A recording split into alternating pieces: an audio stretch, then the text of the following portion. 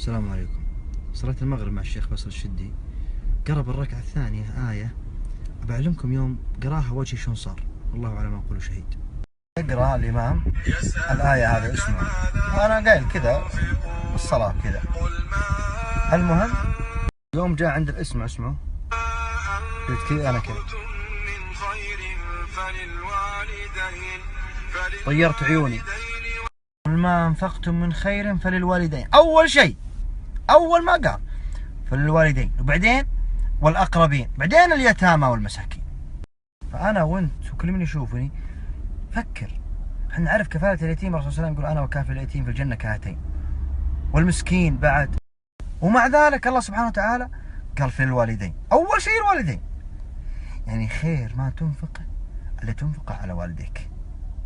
بعضنا الله يغفر لنا راتبه مال نصيب أمه وأبوه يمكن يحصل لهم 100 ولا 200، ويمكن ما يحصل، ولا تجارته ولا أيا كان. أما باقي أفراد الأسرة، الزوجة والأولاد والأخوية واللبس والسفرات، وتلقاه أحيانا يقول نبغى نبني مسجد، ويعطي عط أمك وأبوك. هم أولى شيء بالإنفاق، ما هو كلامي، كلام الله سبحانه. قل ما أنفقتم من خير فللوالدين، ما يحتاج شيخ يفسرها لك، واضح زي الشمس. اقرأ كلام الله سبحانه وتعالى واعرف الله شو يقول، وديننا دين واضح ما فيه.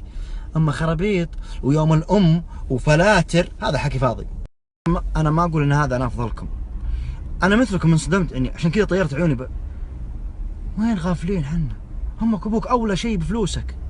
الله ثم والله يشهد الله علي، أحد الأمهات تقول لأمه تعلمني أمي، أعرف ولدها أنا وبخير، تقول والله 100 ريال ما يحصل لي، وهي بحاجة، المشكلة بحاجة، لا شغل راتبك 2000 5000 100000 تاجر فقير، عندك فلوس إن شاء الله 5 ريال، لازم أمك وأبوك لهم نصيب منه.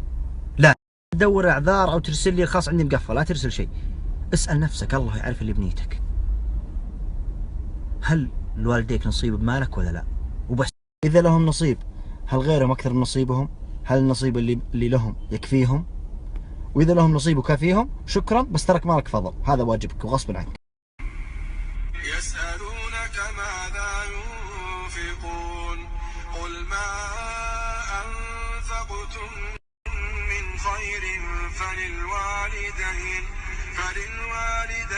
والأقربين واليتامى والمساكين. كثير منا يقول مثلا أبوي وأمي ما هم بحاجة، موظفين أو متقاعدين أو أيا كان. يا أخي أنت اطلب بركة براتبك، لو أنهم مو محتاجين يفرحون، اطلب بركة، الله يبارك بالعدو. يفرحون، اي والله انهم يفرحون، اقولها وانا اعرف شو اقول. واسالوا ابائكم وشيبانكم وشوفوا، حتى لو انهم مو بحاجه، فما بالك اذا كانوا بحاجه. حاسب نفسك.